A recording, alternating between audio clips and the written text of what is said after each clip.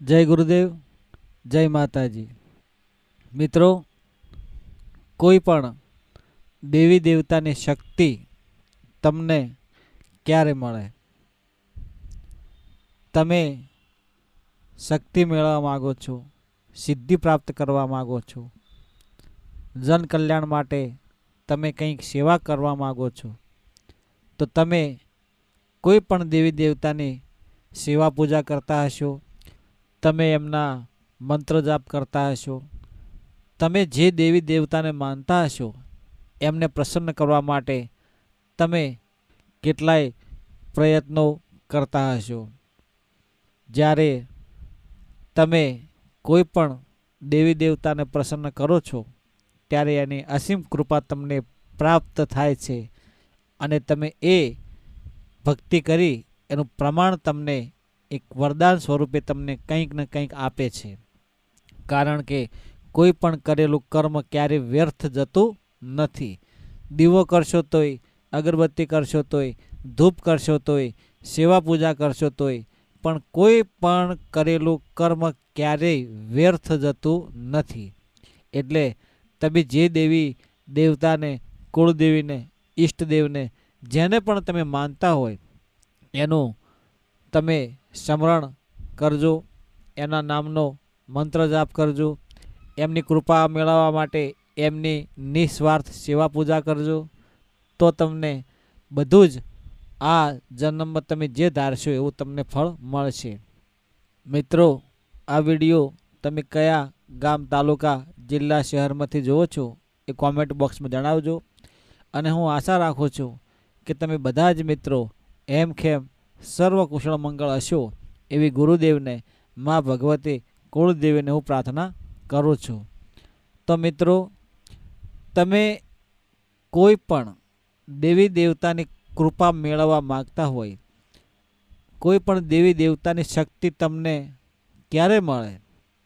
તો મિત્રો, તમે જે કાર્ય કરો છો, જે કર્મ કરો છો, આ બધું જ તમને જેના પર ભરોસો હોય, દેવ હોય, દેવી હોય, ભગવાન હોય, કુળદેવી હોય, માતાજી હોય, એ બધું તમારો ભાવ જાણે છે અને ભાવ વગરની ભક્તિ ભૂખી છે. એટલે કર્મ કરો, પણ કર્મના અંદર જો તમારો ભાવ ના હોય, પ્રેમ ના હોય, લાગણી ના હોય, વિશ્વાસ ના હોય, તો બધું વ્યર્થ છે, દેખાવ છે, માત્ર એક દેખાવ. જો તમે દીવો કરો છો, એનું નામનું ધૂપ કરો છો, મંત્ર જાપ કરો છો, માળા કરો છો, પણ મનમાં ભાવ ના હોય તો એ ભક્તિ અધૂરી છે. મિત્રો, સમર્પણ હોવું જોઈએ અને નિસ્વાર્થ હોવો જોઈએ, તો એ શક્તિ તમને પ્રાપ્ત થાય અને એની અસીમ કૃપા તમને મળે. દાખલા તરીકે અરણ્યકશ્યપ હતો. અરણ્યકશ્યપ નામનો રાક્ષસ, એ ક્યારેય પણ એનું મૃત્યુ સંભવ નહોતું. ના દિવસે, ના રાત્રે, ના ઘરની બહાર, ના ઘરના અંદર કોઈ હથિયારથી એ મરે એવો નહોતો અને કોઈ નર કે નારી એને મારી શકે એમ નહોતું. પણ ભક્ત પ્રહલાદ, એમને એવો ભરોસો હતો, વિશ્વાસ હતો કે અણે અણુ અને કણે કણમાં એમને ભગવાન જ દેખાતા. કોઈ પણ જગ્યાએ નજર નાખે એટલે ભગવાન જ દેખાય, પરમાત્મા દેખાય. તો પરમ કૃપાળુ પરમાત્માએ એ અરણ્યકશ્યપને એમના હાથોના નખ વડે એમને મારી નાખ્યા હતા. તો મિત્રો, ભક્ત પ્રહલાદની ભક્તિ એવી હતી કે પ્રભુનું જ નામ સ્મરણ કર્યું અને ભાવથી પૂરેપૂરા વિશ્વાસ તેમને સમર્પણ કરી દીધું.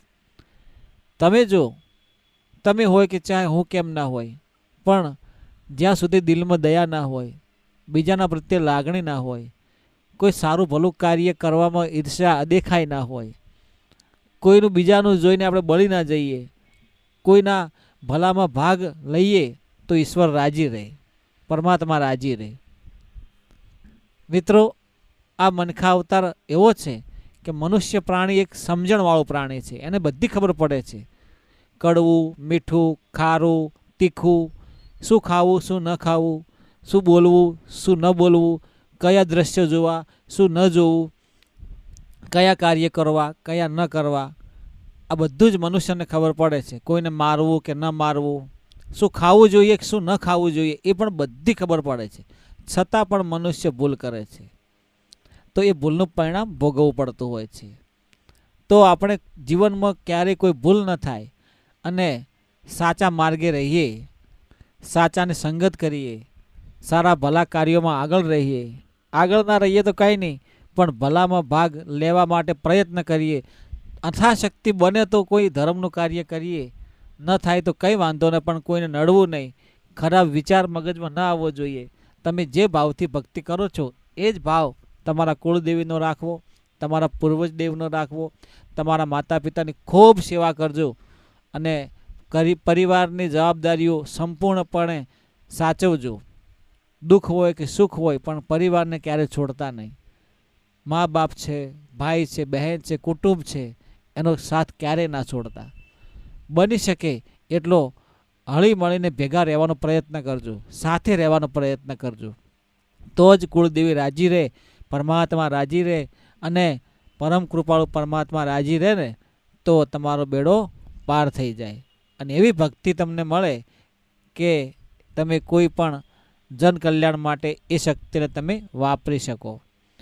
તમારો ભાવ ભોળો હોવો જોઈએ, વિશ્વાસ સાચો હોવો જોઈએ, અને અતૂટ ભક્તિ તમે જે દેવને માનતા હોય, કુળદેવીને કે દેવી દેવતાને, એના પર હોવો જોઈએ. કારણ કે ભક્તિમાં એવી શક્તિ છે કે તમે વગર માગે તમને બધું મળી જાય. નરસિંહ મહેતાના 52 કામ દ્વારકાધીશે કૃષ્ણ ભગવાને કર્યા હતા. તોય કૃષ્ણ ભગવાને નરસિંહ મહેતાને કીધું હતું કે હજુ કોઈ કામ હોય તો કહેજો. ઊંડી સ્વીકારી, મામેરા ભર્યા, કેટલા નરસિંહ મહેતાના કામ કર્યા હતા. મીરાબાઈનું ઝેર પીધું હતું. તો આવી પરમ કૃપાળુ પરમાત્માની દયા થઈ જાય. પણ ભક્તિ નિસ્વાર્થ હોવી જોઈએ, સ્વાર્થ વગરની. તો જ મિત્રો તમને દેવની કૃપા મળે ને એમની શક્તિ મળે, અને એ શક્તિ તમે ભક્તિ કરી શકો અને જન કલ્યાણ માટે સેવા પૂજા કરી શકો. તો તમારો બેડો પાર થઈ જાય. આ જન્મે તમારો જન્મ સુધરી જાય અને ભવતાર તરી જાઓ, એવી હું આશા રાખું છું. જય ગુરુદેવ, જય માતાજી.